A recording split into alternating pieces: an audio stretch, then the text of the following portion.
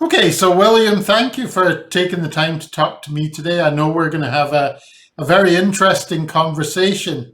But you have an interesting background that I thought we would start with. You're working now at Fordham University in New York. You've been there a short time and are looking forward to being able to see the city after COVID.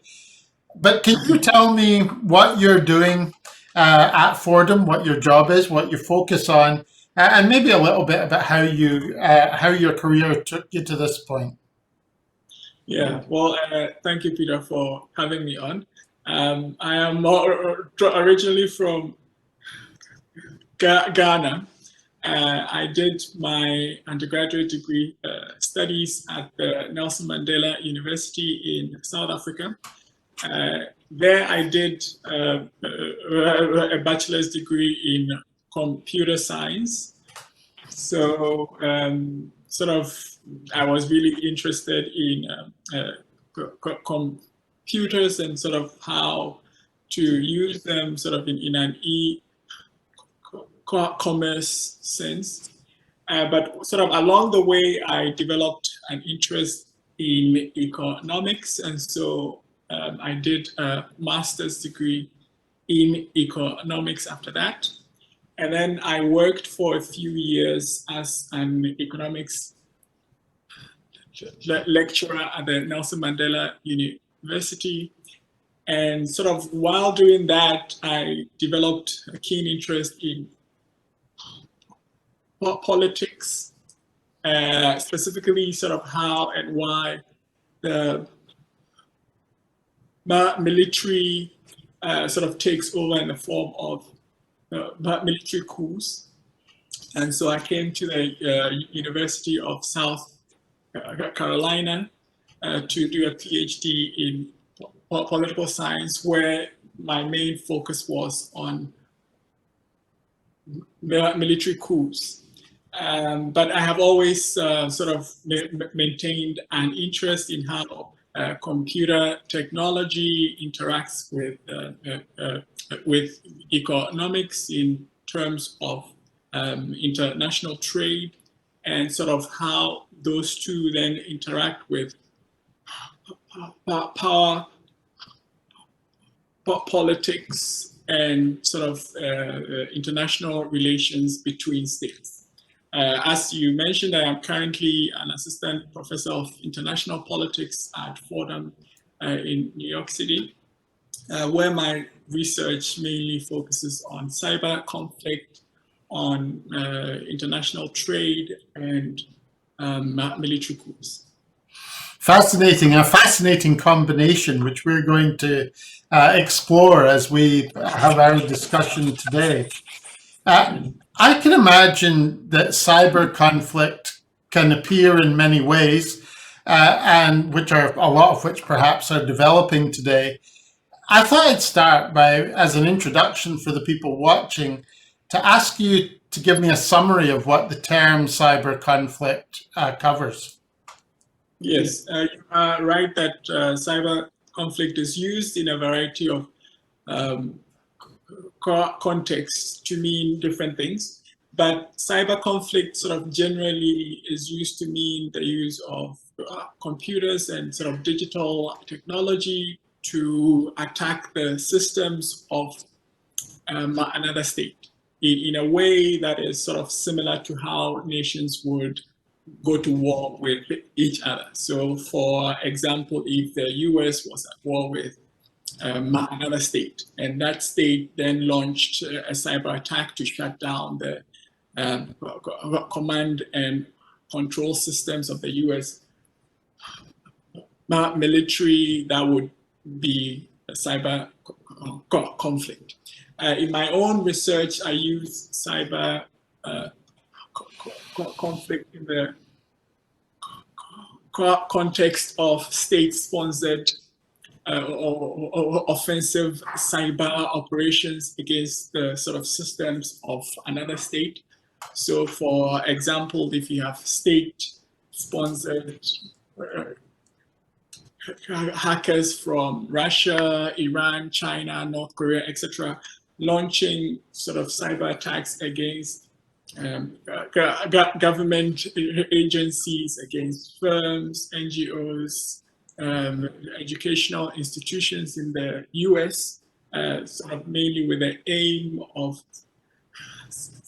espionage or to disrupt these systems, sort of stuff like that would be considered interstate cyber conflict.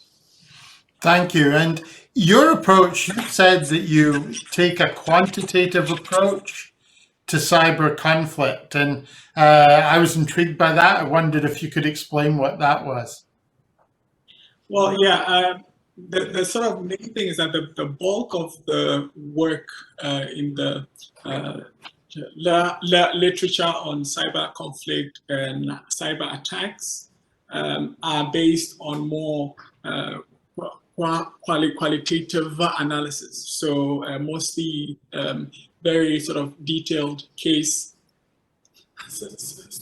studies of specific instances of cyber breaches and cyber attacks. There are also a lot of argumentative pieces that sort of mainly lay out the logic of the author's argument.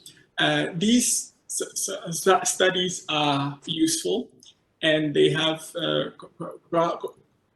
contributed a great deal to our understanding of the sort of dynamics of cyber conflict. But what I do, or what I aim to do in my own research, is really to incorporate more empirical data into the analysis. So I use sort of existing data sets on cyber attacks and cyber breaches, as well as gathering some original data relating to state-sponsored cyber proxies. And I believe that sort of such an approach is a useful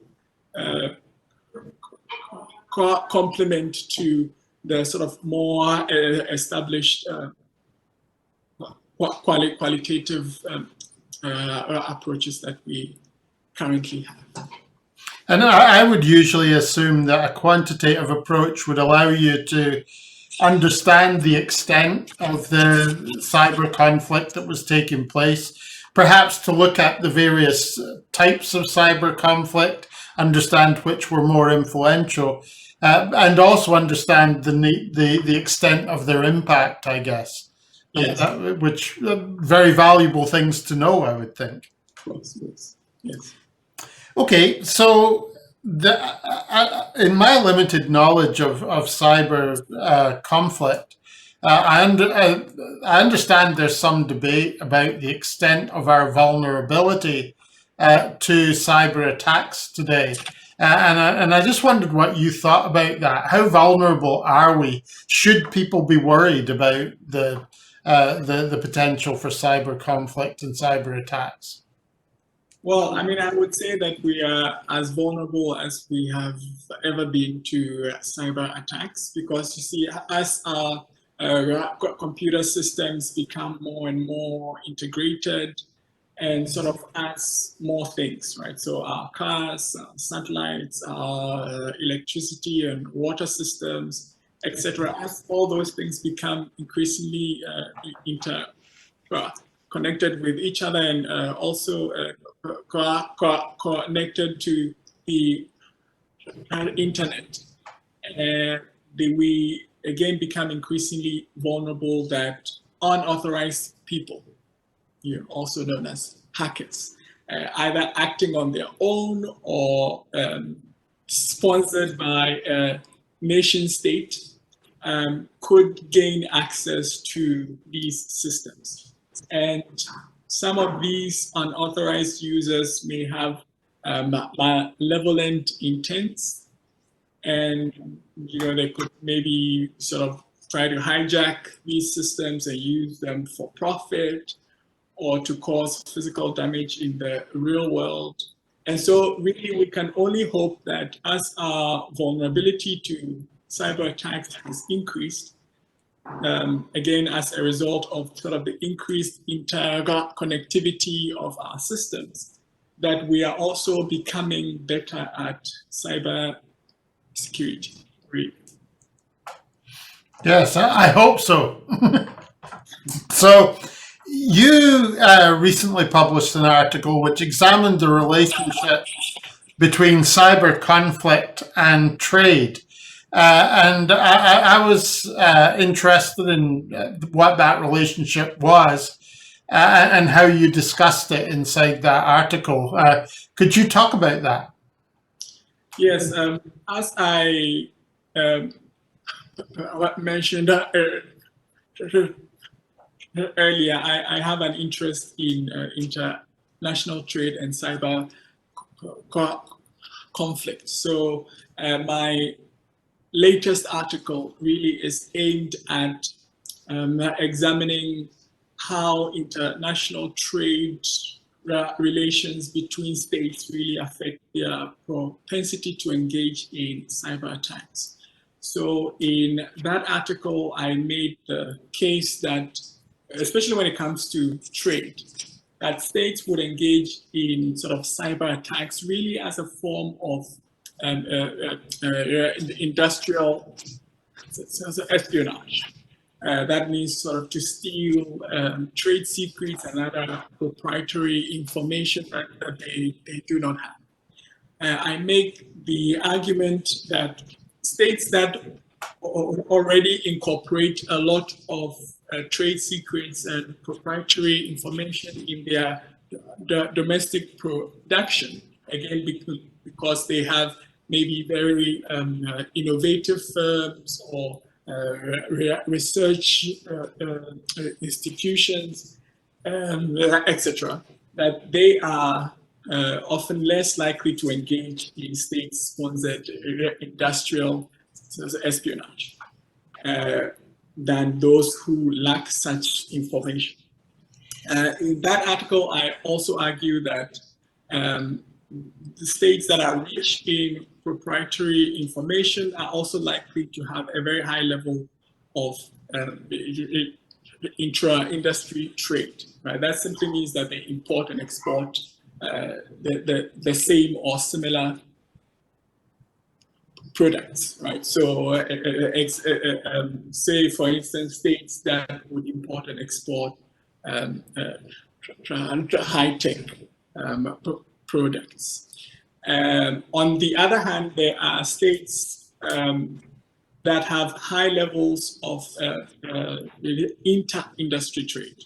That simply means that they import and export different products, right? So these would be states that would export, say, for instance, low-level products and then import high-tech products. So I make the argument that such states will also tend to be poor in terms of proprietary information and trade secrets. And so such states are much more likely to stage industrial espionage operations to acquire this information. So what I do then is I combine data on trade with data on state-sponsored cyber attacks, and I'm able to confirm that indeed inter-industry traders are more likely to stage industrial espionage operations compared to intra-industry traders. And I believe this paper is important because it sort of highlights for us just how important international trade competition can be as an important sort of motive for state-sponsored cyber attacks. So they see the purpose of the cyber attacks as to redress the balance or to improve their competitive position versus Exactly. another state that has an advantage at the moment. Yeah, exactly.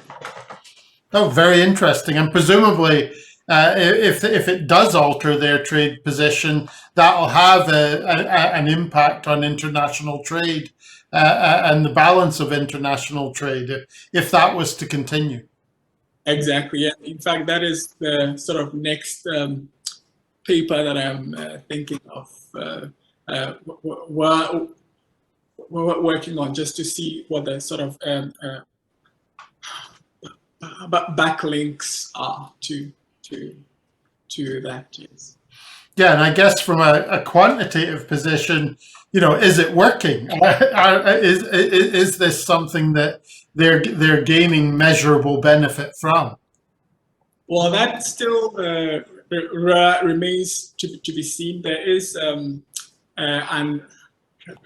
argument that even if states are actually able to acquire this information, that it might then be sort of hard for them to actually translate this information into something actually useful for them, right? It is one thing to be able to sort of steal a trade secret, and it's another issue then to be able to actually use it, right? So there is that the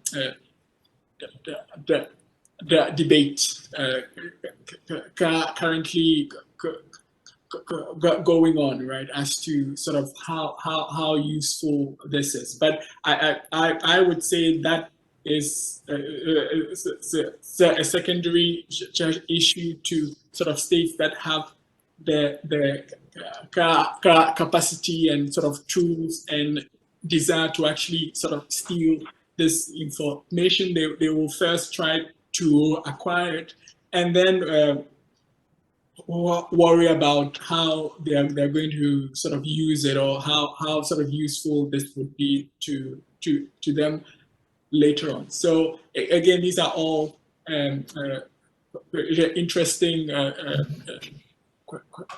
questions that sort of remain to be explored, right, in future papers to be written.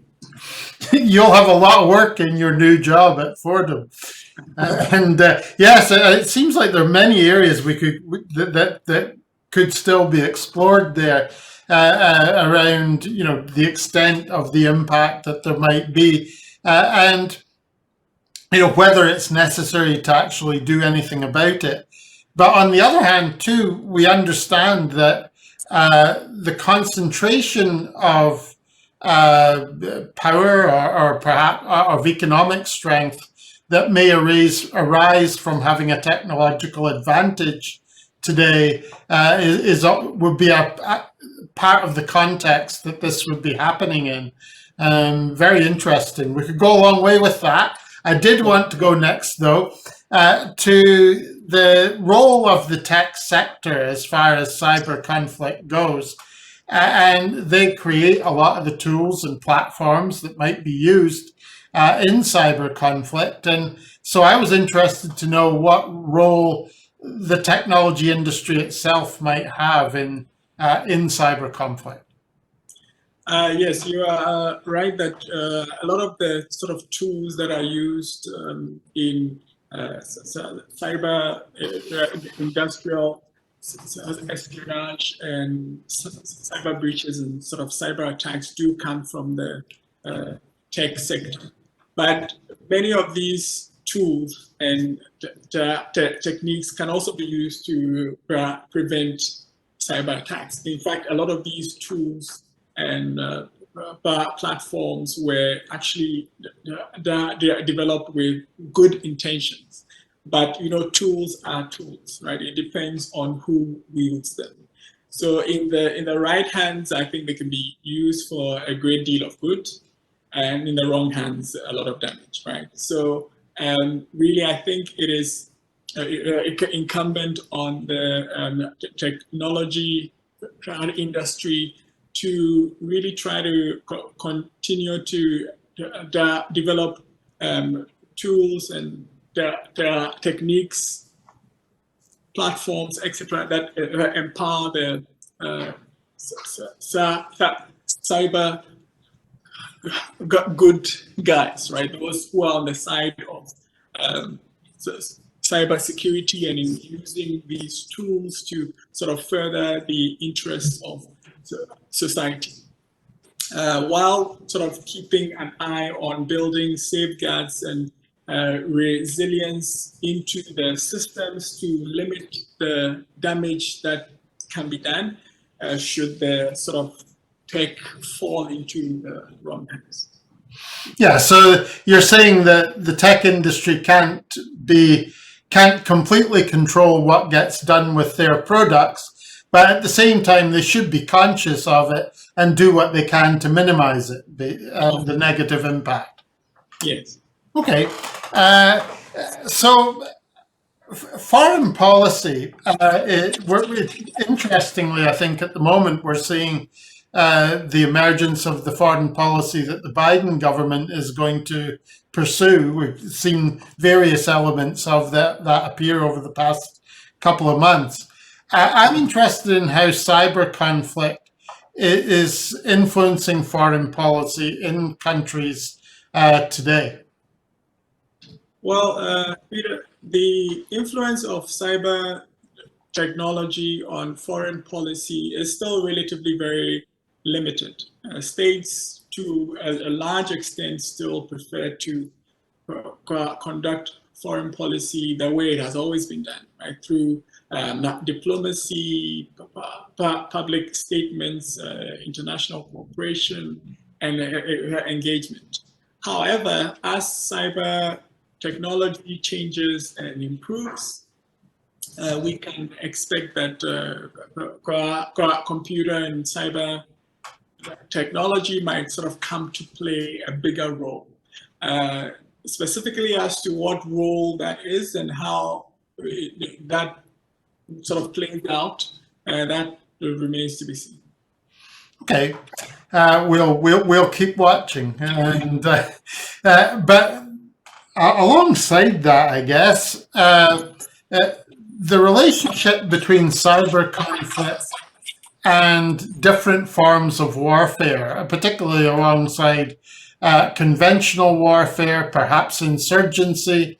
What does the emergence of cyber conflict mean for the form that modern warfare might take, and for the emphasis that countries might give to different forms of conflict in their military policies?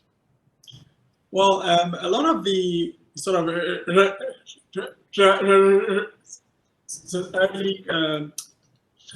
the literature, right, and the discussion that sort of focused on cyber conflict mainly highlighted the potential that cyber has to replace conventional conflict. So, for example, where the adversary state might take control of the weapons systems of the other state and disarm or disable them, right? But sort of over time, we have come to see cyber capabilities being deployed sort of more as a complement to traditional conventional warfare, right? So what we see is that states use their cyber and sort of networking capabilities to rather increase the efficiency of their ground forces. So rather than sort of using the cyber and sort of other tech as a substitute. So in that sense, perhaps as computer technology improves, it might make ground forces more efficient, and it might make our weapons systems more precise, and that could then mean that future warfare may become less deadly because we are now able to sort of hit targets with more precision, and so that might limit collateral damage. Okay, thank you. And I wanted to turn next to COVID-19. And I'm interested if there has been an impact of COVID-19 as far as cyber conflict is concerned. Has it meant we've seen more of it? Has there been change in it? What has the relationship been between COVID-19 and cyber conflict? Yeah, well, I mean, as you know, we are still in the midst of the COVID crisis, and so its long-term effect remains to be seen. But in the short term, we have seen a rise in state-sponsored espionage attempts. These have been mainly aimed at vaccine makers and other pharmaceutical firms and research institutes. And the aim there appears to be to steal proprietary information relating to the formulation and manufacturing of the vaccines. We have also seen an uptick in sort of ransomware attacks, especially those that are aimed at hospitals that are treating COVID patients. And also we have seen an increase in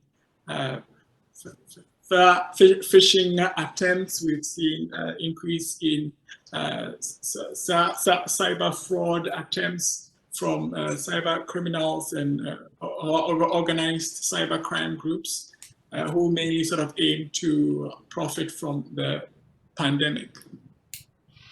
Very interesting, and presumably, as people are doing more of their life online, that creates opportunities for these types of things to happen. Oh yeah, it does. We saw sort of a significant increase in phishing attempts, sort of very early on. Just when the sort of work from home culture took off, because that's when people were sort of still new, and they hadn't sort of put in place a lot of cautions, right, in order to sort of limit people for falling the victim to sort of these sorts of internet fraud. And so I think sort of now people are a bit more cyber aware. They are a bit more attuned to the various risks that are involved, but the sort of levels of attacks that we see are still sort of relatively high, at least much higher than pre-COVID times. Okay, and to look more widely, you've talked about the vulnerability of satellites to attack, and I thought I would ask you to explain that and tell me why that's important. Yes, I make the case in sort of one of my other articles that the cybersecurity of satellites, especially the sort of small CubeSats and sort of other commercial satellites are particularly lax, right? In the sense that there is really no agreed upon industry standards for cybersecurity for satellites and other space-based assets. And so in that article, really my aim was to raise awareness of this issue, and then to also highlight some of the dangers that this poses, especially if malicious hackers were to sort of take control of these vulnerable satellites. Yes, it could be very dangerous, I expect. Yes, yes, it could be. There's a lot that they could do with them. They could crash them into each other. They could crash them to the ground, and so really it wasn't meant to sort of frighten, but it tended to have that effect. But really, sort of the aim was to just say, we really, this is sort of one area that we need to pay attention to, in that, you know, let's not just sort of aim to just put these things up there, but make sure that they are cyber secure as well, you know, just as we would worry about cyber security on the ground also. That makes sense, and especially as we're seeing so many more. There are a lot being launched at the moment, and with the networks of satellite connectivity and things like that. So a timely concern, I think. Yes. Okay, I've just got one last question, and it's a question I ask everyone I interview, which is, you know, as you consider the impact of what we've talked about cyber conflict on the world, for the people who are watching this, they'll be graduating soon. What advice would you like to leave them with? Well, I mean, there is a lot I can say, but I would sort of sum it up by saying, you know, just try to be a good cyber actor, not a bad one, right? Use the sort of knowledge and skills that you have, they are developed in your education to advance the interests of society and to sort of help solve the many problems that plague us. There will be times when you will be tempted to sort of bend the rules or use your knowledge and power and access for your own profit, or to sort of benefit other people who do not have sort of the best intentions. So I would say, as much as you can, try to avoid sort of doing that. And in general, just be a force for good wherever you find yourself.